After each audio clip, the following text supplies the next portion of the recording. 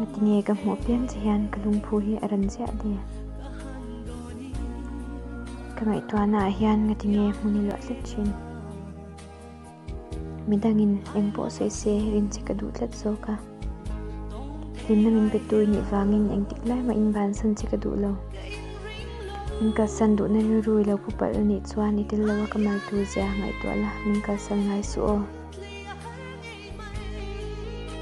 apula yum teng sung pu ngai em rung tu che hi minkal san lo la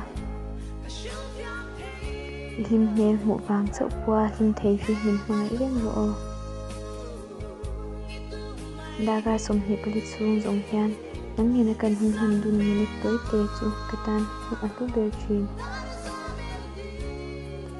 nang ang katung ngai lovang ka thing nunga hian yum lenga ka ngai yen se mangai tu tuk chi